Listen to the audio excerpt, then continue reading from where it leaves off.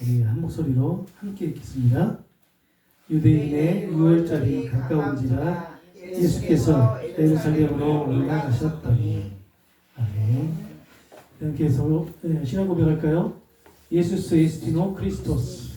예수스 에스티노 크리스토스. 예수는 그리스도이십니다.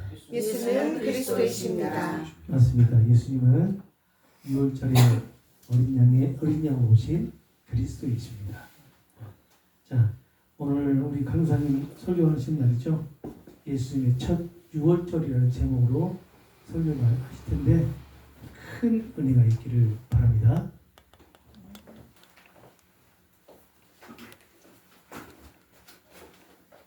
겁나게 어려운 요한복음을 선택했다.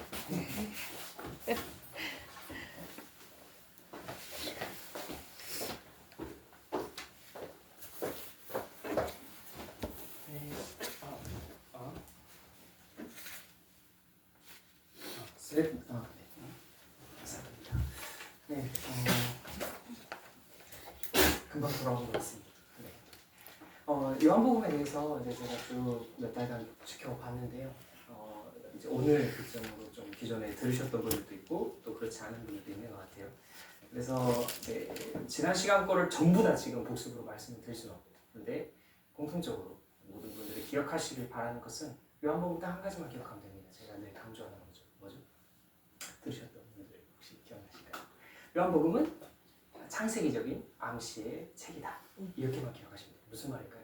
요한복음 읽으면 자연스럽게 창세기가 떠올려지고 연상되고 암시되고 그것이 예수님으로 연결된다는 말입니다. 이 말은 어떤 의미일까요? 제가 주구장창 이 말을 계속했는데 또 요한복음을 해석할 때 계속 이 접근을 했는데 이 말은 물론 요한복음뿐만이 아니에요. 모든 신약의 성경들은 단순히 신약 성경 본문만 딱 떼서 해석할 수 있는 것이 아니라 창세기부터 모든 구약의 성경들을 연속적으로 해석할 수 있어야 된다는 말이에요. 요한복음의 해석의 중심도 마찬가지입니다. 신구약의 연속성 아래에서 해석을 해야 되고요. 더 전문적으로 말하면 구속사적인 접근, 구속사적인 관점에서 요한복음을 들어가고 보아야 한다는 겁니다. 오늘 조금 깊게 살펴볼 유월절에 대한 개념도 이와 같습니다. 단순히 유월절이 뭐냐 정의하고 의미를 도출하고 그냥 그때 예수님 가셨다 이게 아니라 그 유월절이 요한복음이 가진 의미가 무엇이냐를 조금 오늘은 면밀히 살펴보고 그 외의 것은 다음 달에 조금 더 상세히 살펴보는 것으로 하겠습니다. 이렇게 보실까요? 보세요. 네, 화면을 봐주시기 바랍니다. 화면에는요 제가 세 개의 복음서와 요한복음서를 비교해 놓은 화면을 제가 준비를 했어요. 여러 가지 측면이 그냥 눈으로 보시면서 확인하시면 좋을 것 같아요. 시간 관계상. 그런데 중요하게 한번 보실 점은 세 번째 줄에 세 복음서에는 각각 6월절들이 언급이 되는데 몇 번 언급이 되죠? 한 번 언급되어 있다고 했습니다. 혹시 톡방에도 공유가 됐나요? 네. 지금 저희 교회 톡방에 또 공유가 돼 있어서 혹시 안 보이시는 분들은 카톡으로 이용하시면 될 것 같아요. 다시 들어가서 세계 복음서에는 딱 한 번만 6월절이라고 언급이 돼요. 예배적으로 누가복음에는 목사님께서 설교하셨듯이 예수님의 유년 시절이 성전에 머무셨다는 본문이 한 번 예외적으로 더 언급이 되지만 각각 한 번이 언급이 되는데 이 시기가 중요합니다. 세계 복음서에는 6월절의 언급이 예수님의 사역 말기, 그러니까 곧 십자가를 앞두고서 십자가가 면밀히 붙어 있을 때만 언급이 돼요. 그런데 요한복음에는 특이한 것이 3번 또는 학자들마다 다른데 3번이나 또는 4번이 6월절이 언급이 됩니다. 그것도 한 곳에 몰려 있는 느낌이 아니라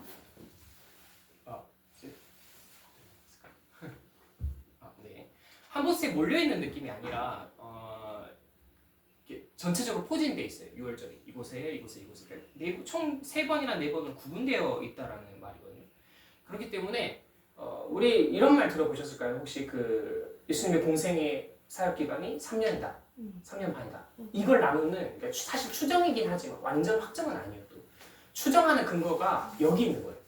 3번이냐 4번이냐에 따라 이 예수님의 전체 공생 기간이 몇 년이냐 이걸 판단하는 기준이 되거든요. 굉장히 도움이 되는 근거입니다. 그만큼 결론은 요한복음은 6월절을 계속해서 반복적으로 지금 언급하고 있다는 거예요. 우리가 알다시피 반복적으로 언급한다는 것은 무언가 강조하고 싶고 그것에 대한 그 저자의 의도가 있다는 걸 우리는 알아야 돼요. 요한복음 뭔가 의도가 있는 것 같습니다. 근데 특히나 요한복음 오늘 2장 13절 기준으로 하반절에 무슨 본문이 등장하냐면 우리 익히 알고 있어요. 예수님께서 성전에 들어가셔가지고 돈 벌리고 장사하는 자들의 상을 엎으시면서 분노하시면서 이 성전 헐라 내가 살만을 일으키겠다 하는 본문이 나와요. 학자들은 그래서 결국 이 본문이 특히 2장 13절에 특히 성전 정화를 일으켰던 이 사건이 예수님의 사역 초기에 일어났다라고 봅니다. 좀 전문적인 이야기긴 한데 잠깐 한번 들어보세요. 아 이런 게 있구나라고. 이 성전 정화가 언제 일어났냐, 몇 번 일어났냐 이거에 따라서 또 학자들이 보수주의 사이에서도 그냥 막 싸워요. 자기들끼리 막 한 번이네, 두 번이네, 한 번이면 예수님의 뭐 후기에 일어났냐, 초기에 일어났냐, 두 번이면 같은 사건을 뭐 두 번 기록한 거냐, 아니면 두 개의 별도의 사건이 막 말이 많아요. 논쟁이 많습니다. 어렵죠? 네, 말이 빨라집니다. 큰일 났습니다. 그런데 다수학자들의 지지는 개별의 두 번의 사건이 있었는데 그 중에 첫 번째 일어난 한 번의 사건이 예수님의 사역 초기를 요한복음이 지금 기록하고 있다라는 게 결론이에요. 그렇게 막 중요한 건 아니지만 그러나 언제 일어났느냐가 중요해요. 예수님의 사역 초기에 미리 이 사건이 지금 기록되고 있다는 거예요. 제가 말씀드렸어요. 6월절이 지금 반복적으로 언급되고 있고 초기에 기록되었다. 그러면 왜 기록했을까요? 이게 중요하겠죠. 논쟁은 그렇게 막 성경 해석에 좌지우지할 만큼 중요하지 않다고 쳐요. 왜 반복적으로 기록해야만 했을까요? 요한은 어떤 사람이 이럽니다. 예수님의 공생의 사역 기간에 그 시간이 뒷받침하기 위해서였다. 죄송합니다. 그런데 잘 생각해봐야 돼요. 단순히 시간적인 의미에서 공생의 기간만을 증명하기 위해 요한이 그렇게 해야 됐을까? 그렇게 할 필요가 있었을까? 그건 저는 아니라고 봅니다. 제 생각은 의도가 있었고 그 의도가 무엇인가를 오늘 함께 여러분 들어보시지 않겠느냐 하는 겁니다. 오늘의 핵심은 요한복음에서 더욱이 2장의 성전 정화 사건의 본문에서 6월절을 언급한 이유는 무엇일까? 요한복음의 6월절의 의미는 그래서 무엇인가를 조금 더 상세히 살펴보고 마치도록 하겠습니다. 한번 언어로 한번 들어가 볼게요. 우리 개역개정이 이렇게 표현합니다. 유대인의 6월절이 가까운지라 카이절이 한 절이고 그 뒤에 카이절로 해서 예수께서 예루살렘으로 올라가셨더니 라고 두 부분으로 원문 헬라 본문에 나눠집니다. 그 다음 넘겨보시겠어요? 자, 이 올라가셨다라는 모든 번역을 참고해서 공통적으로 이렇게 표현합니다. 실제로 예루살렘으로 올라갔다라고 표현해요. 헬라어로는 아네베이스라고 표현하는데 앞에 적어놨습니다. 영어로 표현은 went up to입니다. 그러니까 아우리스트 동사 과거 시제를 써서 실제로 무슨 뜻이냐면 산에 올라갔다 해요. 또는 단순 산에 올라갔다라는 느낌도 있지만 또 다른 한편의 의미는 우리가 서울에 어떻게 한다 그러죠? 그렇죠. 네, 그런 의미예요. 수도로 올라가다라는 의미고. 그러니까 단어 자체가 막 어떤 영적인 의미를 갖고 있나 뭐 그렇게 생각까지는 안 하셔도 된다는 거예요. 그냥 단순히 뭔가 올라가셨다라는 걸 표현한다는 거예요. 근데 왜 그렇게 표현하느냐? 이게 성경 전반에 나타난 표현이에요. 저 지금 그림은 어떤 거냐면 그 이스라엘을 단면으로 자르는 거예요. 그 지리적인 특성을. 욥바가 보면 욥바에 그 바닷가가 있죠. 욥바 아시죠? 누가 떠오르십니까? 요나 타시스로 가는 배를 탔다. 네. 아시죠? 네. 해발고도 0이에요. 그런데 그걸 기준으로 보시면 어쩌죠? 예루살렘이 최고도에 있어요. 이스라엘 전체 지형 중에 예루살렘은 가장 높은 곳에 있습니다. 그에 비해 사해가 해발고도가 더 낮은 곳에 있어요. 그게 이스라엘 지역의 특징입니다. 그러니 시편에도 그 본문이죠. 120장, 121편에 내가 산을 향하여 눈을 들리라. 나의 도움은 어디서 올까? 나의 도움은 천지를 주신 여호와께로다. 산을 향하여 눈을 드는 성전산을 말하거든요. 그러니까 이 작자 미상의 포로기 시절 때 예루살렘 성전을 그리면서 한 시편인데 올라간다는 표현을 자꾸 써요. 이 요한복음도 마찬가지입니다. 성전을 향해서 구약의 모든 이스라엘 백성들도 올라가는 느낌으로 많이 사용합니다. 그러니까 이견은 없어요. 중요한 건 오해 소지는 다음에서 발생이 됩니다. 아까 말씀드렸던 유대인의 6월절이 가까운지라라고 이제 우리 개역개정에서는 표현을 했단 말이에요. 그런데 헬라어 직역을 해도 유대인의 6월절이라고 해서 이 유대인애가 진짜 소유격으로 사용이 돼요. 근데 이게 왜 오해가 되느냐? 2장 13절 이후에 어떤 사건이 제가 등장한다고 했죠? 성전을 뒤엎으세요. 그러니까 뭔가 우리가 이 본문을 접근하는 시선 자체가 이미 부정적인 거예요. 왜? 이 당시 유대인들은 제대로 성전에 모여서 제대로 제사했으니까요. 아니라는 거예요. 그러니까 유대인의 유월절 나오자마자 타락한 절기, 이제 부패한 상황에서 그 절기를 지키고 있는 그 유대인들, 그에 반해 말씀을 선포하러 오신 예수님 딱 구분해서 생각하려고 하기 때문에 굉장히 유대인의 유월절 해버리면 그것 자체를 나쁘게 보는 오해를 할 수가 있거든요. 근데 그렇지 않습니다. 목사님께서 감사하게도 주중에 되게 귀한 책을 선물해 주셨어요. 정말 감사드려요. 그 유대인의 신학성경 부분 자주 인용하시는 책인데 제가 그 책을 봤는데 명쾌하게 조금 참조가 되어 있더라고요. 이렇게 본문을 번역합니다. 유대에서 유월절이 가까워지자 예수께서 예루살렘으로 올라가셨습니다라는 거예요. 그러니까 어떤 부정적인 절기가 유대인들의 산물이었다라고 꼬집는 단어가 아니라 그냥 자연스러운 유대의 절기 중 하나라고 그냥 표현하고 있다는 거예요. 그러니까 단어 자체만으로 부정적으로 지금 생각하실 필요가 없다는 거예요. 요한의 의도는 그 부정적인 생각보다 어디에 있다? 왜 유월절이 어떤 의미를 가지고 그 의미로 반복적으로 사용하고 있는가에 집중하고 있다는 거예요. 우리는 그걸 들여다봐야지 유대인의 막 부정적으로 율법주의적으로 절기를 즐겼다는 그것대로 지금 텍스트로 접근하면 안 된다는 거예요. 물론 13절 이후에 성전 정화 사건 하실 때에 막 장사하고 그런 건 나빠요. 부정적인 건 맞아요. 그렇지만 단어 자체만으로 그렇게 판단하지 않아도 된다라는 말입니다. 조금 더 나아가 볼게요. 넘겨주세요. 6월절입니다. 6월절에 지금 헬라어 본문은 가운데 제가 빨간색 그거는 파스카라고 표현합니다. 그런데 이 파스카에 어디서 유래했냐면요. 히브리어 파사흐라고 하는 동사예요. 이 뜻이 뭐냐면 건너뛰다, 넘어가다 라는 뜻입니다. 그런데 이 동사가 페사흐라고 하는 6월절을 명명하는 출애굽기에 6월절을 명명한 단어로 바뀌고 그것이 아람어 파스하로 바뀝니다. 아람어가 뭐냐면 예수님 당시 아람어를 사용하셨어요. 대표적으로 우리가 아는 십자가 달리실 때 엘리엘레마 스마타니 그 말이 아람어입니다. 그러고 나서 이제 헬라어 신약 성경에 기록된 헬라어 파스카로 변형이 되고 역사적으로 이제 그 뒤에 라틴어 파스카라고 기록됩니다. 그것이 이제 영어로 넘어오면서 패스오버라고 됐고요. 이제 중국어 유월절이라고 하는 중국어 잘 못하겠어요. 죄송해요. 근데 그 음역을 따라 한자의 표기법을 따라서 우리가 이제 유월절이라고 채택한 겁니다. 그러니 원형인 히브리어의 뜻인 넘어가다, 건너뛰었다라는 것을 우리 번역은 어떻게 한 거죠? 살린 거예요. 그대로 원전의 번역을 살린 거예요. 어떤 막 뭘 참고했고 그런 게 아니라 원문의 성경이 말하는 부분을 채택한 겁니다. 뭘 넘었을까요? 결국 유월절의 의미는 이겁니다. 출애굽기 12장에서 말씀하듯 하나님께서 애굽의 초태생 모든 생명의 첫 생명을 치실 때에 어땠다? 어린 양의 피가 발린 이스라엘의 집은 심판하시지 않고 어떻게 했다? 넘어갔다는 사건을 기억하고 기념하라라는 사건이에요. 유월절은 그런 절기입니다. 다음 것 한번 넘겨보실까요? 네, 유월절은 다음과 같이 설명되어집니다. 글씨가 작으신 분들은 카톡을 참고하셔도 좋겠습니다. 유월절은요, 절기로 따지면 아비벌, 니산월이라고 하는데 이게 종교력이에요. 이따가 더 설명을 드리겠습니다. 그런데 그때, 그러니까 우리식으로 말하면 유대력 1월 14일 저녁부터 시작해서 7일간 거행돼요. 그러니까 우리가 사용하는 태양력 달력으로 말하면 3, 4월경에 유월절이 지켜졌다라고 볼 수 있어요. 그런데 6월절과 따로 노는 절기가 아니는 게 아니라 6월절과 함께 무교절이 따라다녀요. 왜냐? 무교절은요 6월절 다음날 15일부터 21일까지 지켰기 때문입니다. 무교절은 굉장히 6월절과 뗄래야 뗄 수 없는 관계예요. 왜일까요? 자, 6월절의 의미는 제가 더 자세하게 말씀드릴게요. 어떤 의미냐? 이스라엘의 출애굽 사건을 기념하는 것인데 어떻게 되냐면 창세기부터 여호와께서 이 믿음의 선진들인 족장들에게 언약하셨던 것을 기억하셨어요. 그래서 430년간 애굽에 종살이하게 하셨거든요. 예.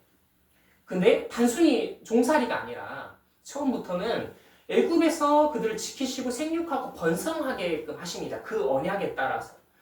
그리고 그런 후에 기한이 찼을 때 그들을 애굽에서 탈출시키시는데 그 과정이 뭐가 일어났죠?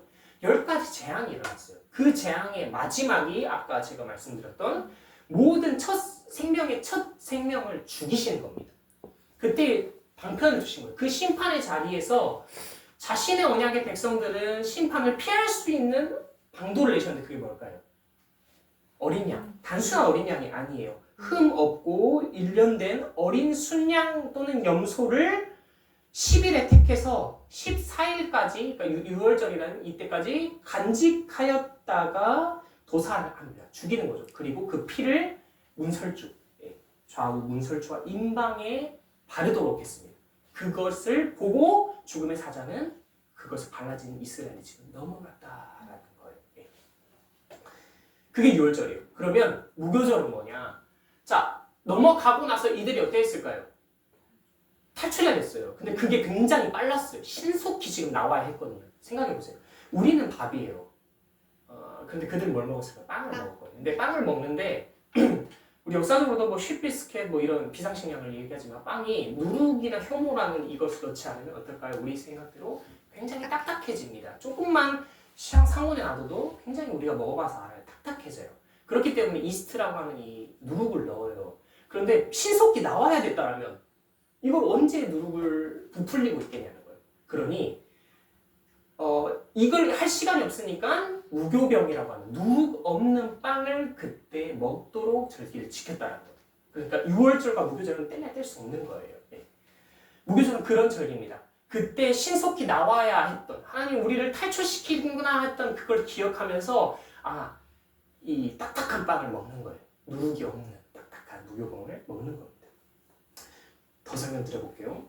이 무교절은 그래서 후대에 어떻게 지켜졌냐면 7일 동안 이걸 제가 먹는다고 말했어요. 근데 첫날도 잘 들으세요. 첫날도 성회였어요. 모든 백성이 모이는 자리였어요. 마지막 날도 성회였습니다. 이 절기 동안은 노동은 금지되어 있었습니다. 일하면 안 돼요. 일하면 안 되고 뭘 하느냐? 여호와께 화제를 모든 백성이 올립니다. 화제를 올리고 그리고 율법을 지켰다고 합니다. 즉 무교절, 이 절기도 첫날은 6월절이었으나 나머지 7일은 무교절로 합해죠. 제가 무슨 말 하느냐? 처음에는 6월절과 무교절이 따로 놀았었어요. 그런데 시간이 점차 지나면서 이걸 따로 지킬 필요가 있느냐? 없다고 생각이 됐죠. 그래서 합쳐졌어요. 자연스럽게 6월절 딱 되면 뭐가 같이 하죠? 무교절을 같이 지킨 거죠. 이 빵을 먹으면서 그렇게 된 거예요. 제가 왜 이 말씀 드리냐? 예수님 시대에 그랬다는 거예요. 조금 더 말씀드릴 거예요. 예수님 시대에 어땠다? 6월절과 무교절에 구분이 없이 자연스럽게 합쳐서 같이 모든 성전에 모인 당시 유대인들, 이스라엘 백성들이 지켰다라는 겁니다. 6월절입니다. 6월절에 대해서 조금 더 설명을 드려보면 신명기에는요, 신명기 처음에는 이들이 이제 출애굽해서 신명기서에서 가정 단위를 지키라고 했어요. 가정 단위를 묶어서 6월절을 지켜라 했는데 신명기 16장 이후부터는 그렇지 않아요. 회집이라고 해서 나라의 단위로 지키라고 바뀌었습니다. 그러니까 어떻게 된 거죠?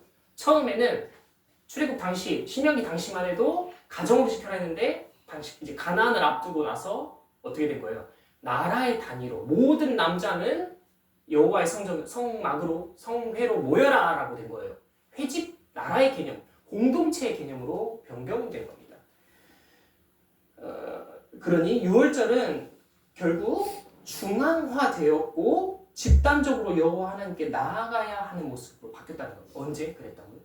예수님 시대에도 그랬다는 거예요. 가정 단위가 아니라 성전의 모든 남자가 모여서 성전 안에서 같이 공동체를 들여지고 있었다는 거예요. 예수님 당시에도. 제가 아까 그랬어요. 아비벌, 니산월 이게 뭐냐면 종교력입니다. 무슨 말이냐면 유대력, 그러니까 유대인들만 사용했던 종교력이에요. 그런데 음력과는 좀 달라요. 달의 움직임을 따라서 쓴 건 맞지만 음력과는 다른 종교력을 포함한 유대력입니다. 유대인들의 달력이었던.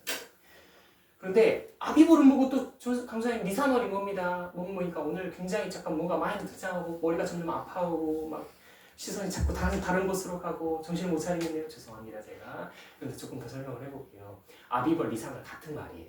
같은 말인데 제가 아까 말씀드렸어요. 언제라고? 양력으로 표현하면 3, 4월이었다는 거예요.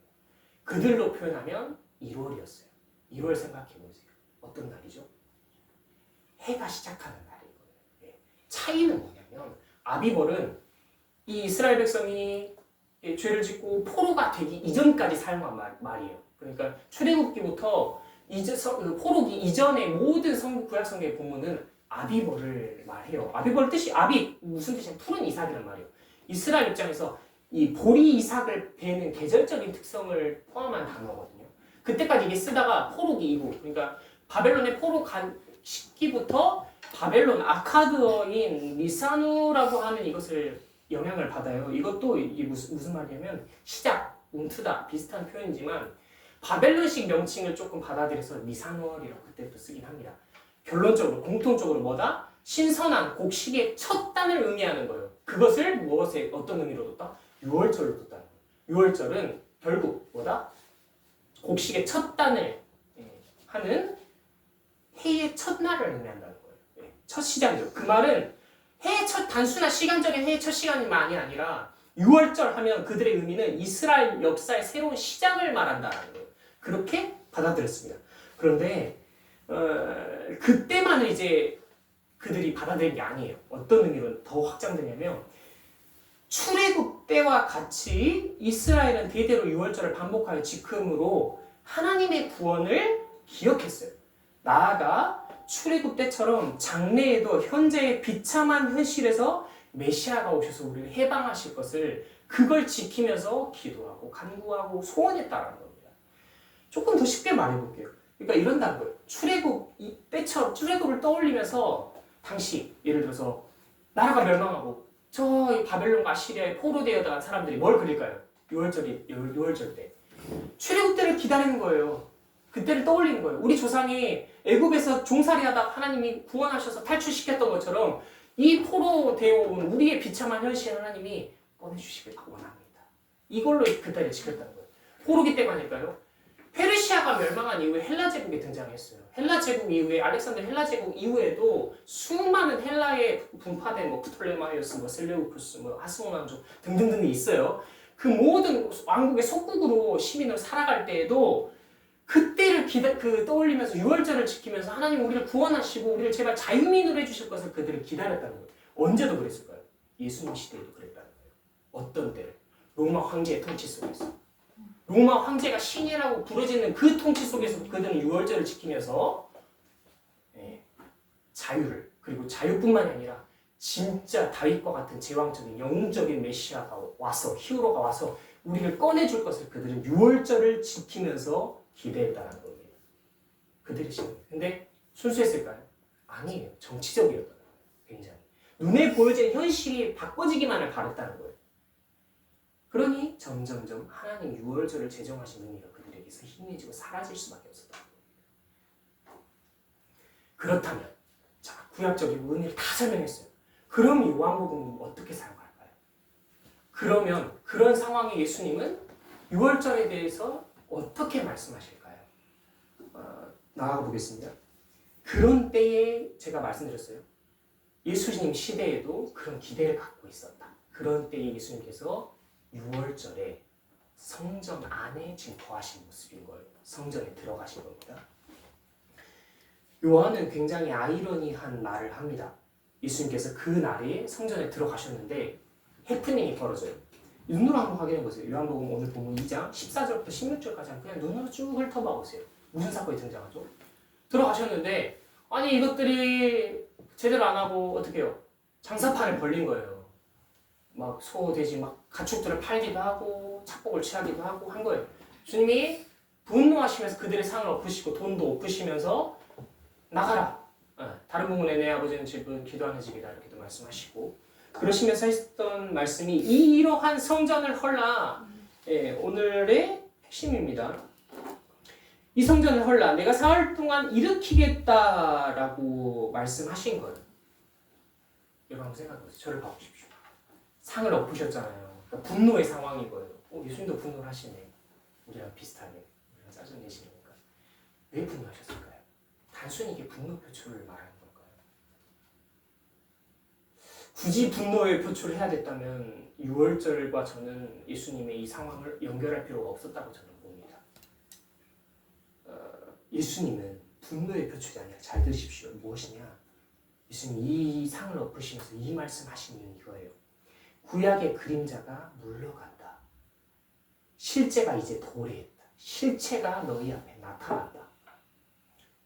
그렇게 알리는 예수님의 거룩한 선포이신 겁니다. 다시 말해볼게요.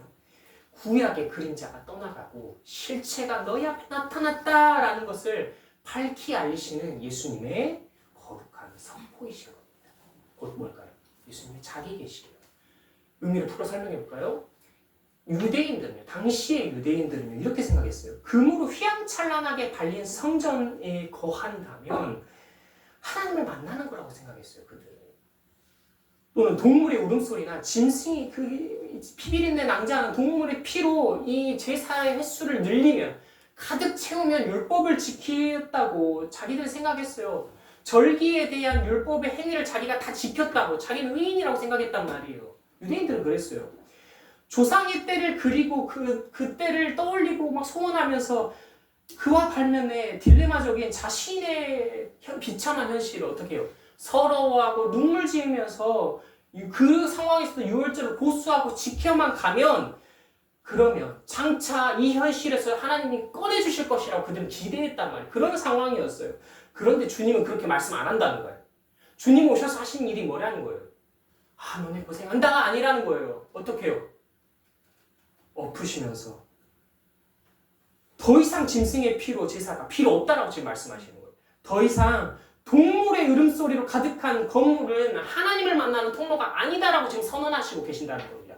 완전 반대의 말을 하는 거예요. 그들에게 쇼킹이었겠죠. 그리고 이렇게 말씀하시는 거예요. 아까 제가 말씀드렸던 너희가 이 성전을 하라 내가 사흘 동안 일으키리라. 21절에 이 말씀합니다. 요한은 이것을 이렇게 말해요. 예수는 성전된 자기의 육체, 자기의 몸을 가리켜 하시는 말씀이다. 결국 보세요. 이 사건은요, 잘 들으세요. 이 6월절에, 특히 이 6월절에 이 본문의 2장의 사건은 이 6월절 사건을 전체로 드러내는 절정이에요. 그리고 복음의 핵심을 지금 설명하고 있는 겁니다. 그게 뭐냐?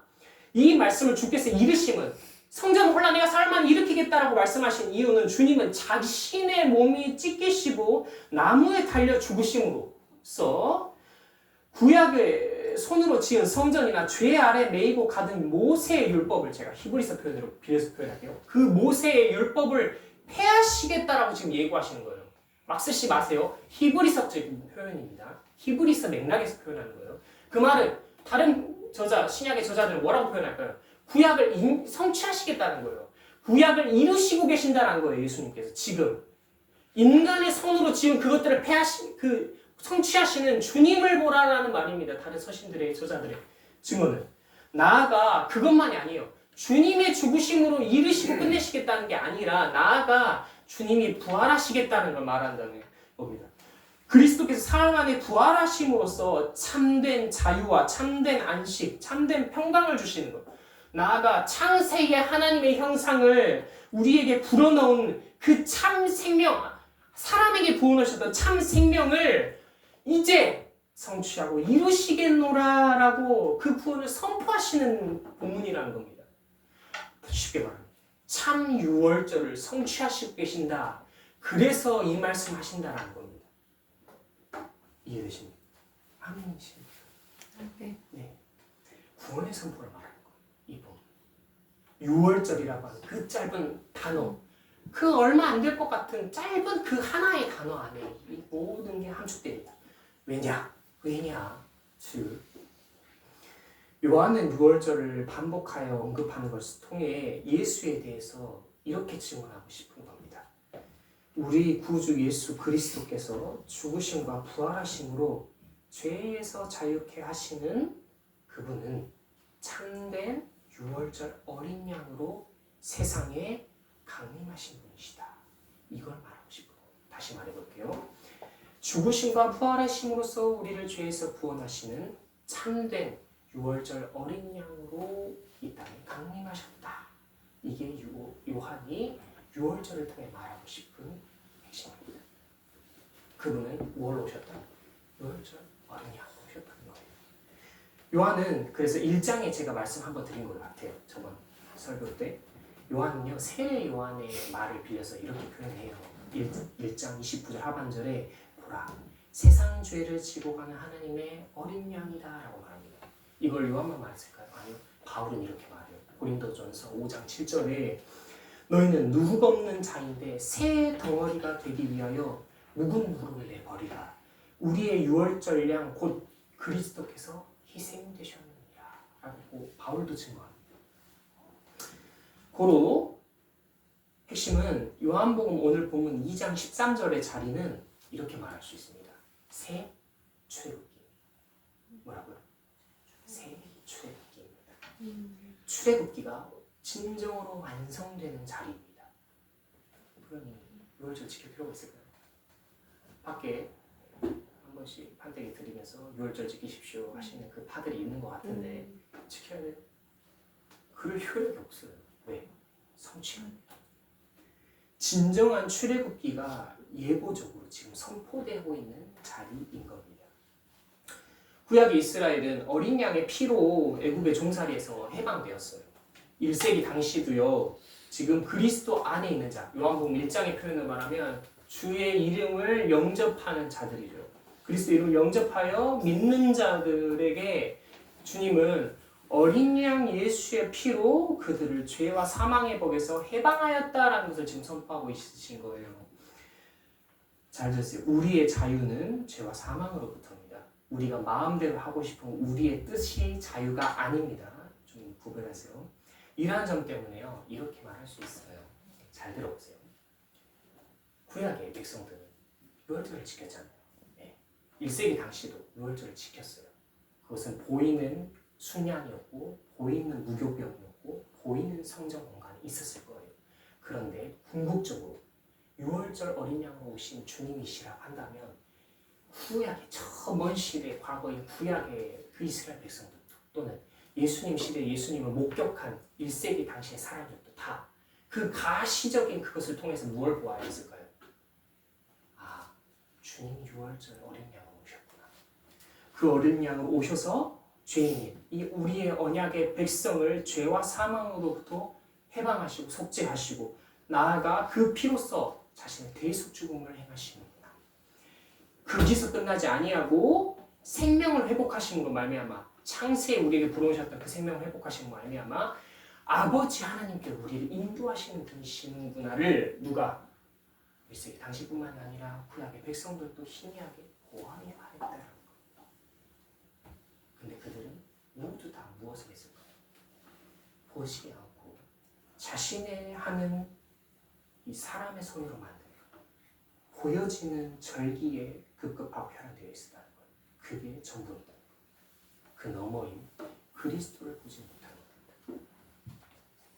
엄밀히 말하면 깨달아야 했는데 깨닫지 못한 걸까요? 그들이 깨달을 수 있는 여지가 있었는데 깨닫지 못한 걸까요? 아니에요. 요한복음 거기에 목적이 있잖아요.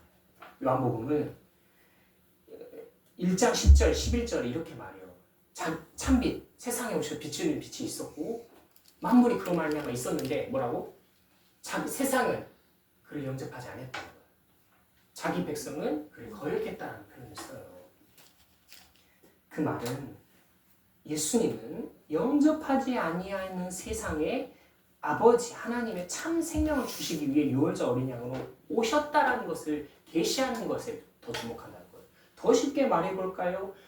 깨달을 수 있는 여지가 있다라는 것이 아니라 깨닫지 못하는 자에게도 주님이 오셨다라는 거예요.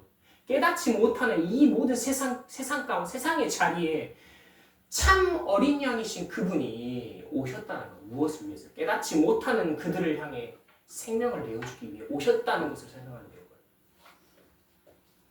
이게 뭘까요? 결국 예수의 첫 유월절은 거역한 세상을 향한 불가항력적인 은혜를 베푸시는 거예요. 결국 하나님의 구원의 경륜인 겁니다. 그 하나님의 구원의 경륜을 선포하고자 하는 본문인 겁니다. 요한은 그 의도로서 유월절을 반복적으로 말하고 있는 겁니다.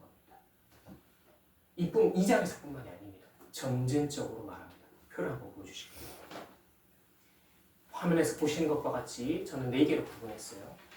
4개와 같이 유월절이 4번이 언급이 되는데 이게 따로 노는 것이 아니라 2장에서 언급된 것이 점진적으로 그 의미가 확장되고 있는 거예요. 마지막 13장 이후에 십자가의 자리까지 확장되고 있는 겁니다.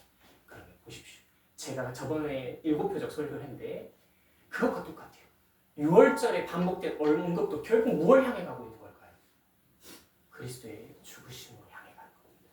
우리를 대속하시는, 우리에게 생명을 내어주시는 그리스도의 십자가의 자리로 그 의미가 나아가고 있는 겁니다. 6월절의 반복의 언급을 통해서 오늘날 교회, 우리 그리스도인인 우리는 무엇을 보아야 합니까? 예수가 누구이신가를 보아야 하겠죠. 그 예수가 누구이신가, 어떻게 하나님의 나라를 선포하시며 그것을 성취하시는 궁극적인 자리가 어디인가를 보아야 해요. 그게 6월절의 언급을 통해서 우리는 보아야 한다는 겁니다. 말씀 정리하겠습니다. 결국 6월절 외에 구약의 모든 것들은 제 설명대로면 뭐죠? 구속사 안에서 연속성으로 비춰봐야 돼요. 뚝 떼서 보는 게 아니라 구약과 신약을 그리스도 안에서 조명해야 합니다. 그래야 의미가 밝혀져요. 이들 모두는 그리스도 안에서 성취를 말합니다. 예수가 누구이신가? 예수는 어떻게 하나님 나라를 선포하셨고 그 예수를 통하여 하나님께서 어떻게 그 구속의 뜻을 이루시는가를 우리는 성경 곳곳을 통해서 발견해야 합니다. 왜냐? 성경은 굉장히 치밀하게 연관되어 있고 연결성이 있어요. 오늘날 우리의 실태는 어떻죠? 그런데 오늘 우리는 성경 곳곳을 단면적으로 이해합니다. 다 잘라요. 마치 우리가 부정적이라고 얘기 안 할게요. 그런데 각각마다 생각이 다를 수 있으니까. 그런데 우리가 송도영신 예배 때 말씀 카드 뽑듯이 뚝 뽑아서 좋아해요. 그 말씀 보면서. 그리고 실제로 그 말씀이 내 삶에 일어날 것처럼 소원을 해요. 그리고 나쁘다고는 안 하겠습니다. 그런데 안 좋은 면도 있는 거죠. 왜요? 말씀은 도구일 뿐인 거예요. 내 삶을 윤택하게 하는 수단으로 전락돼 버리는 거예요. 단면적으로 그 말이 뭘까요? 단순 단면적으로 보는 게 아니라 내가 보고 싶은 답을 정해놓고서 성경을 퍼즐 맞추게 하는 거거든요. 그리스도인이 지금 그런다는 거예요. 신천지가 그러건 뭘 상관없어요. 그땐 그러라고 하십시오. 우리가 그런다는 거예요. 그리스도 안에 자칭 내가 그리스도인이라고 하는 자들이 그런다는 거예요. 퍼즐 맞춘 본문이, 설교가, 논리가, 우리의 그런 그리스도인의 생각과 그런 논리가, 묵상들이 고집되어지면 과연 우리는 본문 성경을 보면서 한 구절이라도 보면서 주님의 구속에 대한 그 큰 의미를 과연 감각할 수 있을까? 그것에 감사하고 눈물 짓고 감동할 수 있을까? 또는 내 삶에 살아가면서 평안하게 그 삶에 젖어들어서 살아갈 수 있을까라는 거. 그렇지 않을 거라고 생각합니다. 오히려 내가 퍼즐 맞춰놓은 본문이 내게 율법이 되어서 돌아올 수도 있습니다. 안 돌아올 겁니다. 우리는 그것을 지키기 위해 더 악착같이 살아갈 것이고 더 그것이 우리 목을 조을 것이죠. 말씀을 맺으면서 이렇게 기억하십시오. 1세기 당시에도 구약의 모든 백성들도 예수님 보지 못했습니다. 오늘날 성경을 주구장창 읽고 외우는 오직 솔라 스크립트라, 오직 성경이라고 외치는 자칭 그리스도 안에 있다고 하는 오늘날 우리들, 교회 안에 모든 그리스도인들과 성도들 또한 안타깝게도 도무지 6월절 본문을 읽으면서도 그 안에 담긴 의미와 6월절 어린 양으로 오신 예수를 알지도 깨닫지도 감각하지도 못하는 시대가 되었습니다. 똑같지 않겠습니까? 누구를 탓하겠습니까? 유대인들이 악독하다, 독사의 뱀의 자식들이라고 욕하겠습니까? 우리와 똑같은 겁니다. 언약을 있다면서. 그래서 말씀을 해주면서 이런 소망이 듭니다. 이런 기도가 많이 듭니다. 예수를 믿는 믿음을 굳건하게 우리 가운데 주님 하여 주시고 또한 그것이 바른 믿음에 걸어갈 수 있게 해주십시오. 그리스도 안에 있게 우리를 하여 주시고 주님 안에서 날마다 생명을 먹고 마시며 사는 삶을 걸어갈 수 있게 주님 도와주십시오. 예수께서 보이신 참 평강과 안식을 우리 가운데 알려주시고 부어주십시오. 우리의 삶에 그것이 젖어들게 하여 주십시오. 세상의 행태나 주술이나 미신이나 사람이 손이 지은 율법과 불의에 그리스도 안에서 자유되었고 그의 언약 백성된 우리가 다시 돌아가거나 얽매이거나 가두어져 살아가지 아니하게 하시고 구주 그것을 내가 붙잡은 그것을 우리의 구주라고 또는 우리의 하나님이라고 그리고 내 참 생명이라고 우기면서 살지 않도록 주님 나를 부인되게 하여 주십시오. 이런 마음이 좀 강하게 듭니다. 여러분 어떠십니까? 동의하십니까? 함께 그 마음 가지고 이 말씀을 기억하시면서 함께 합심으로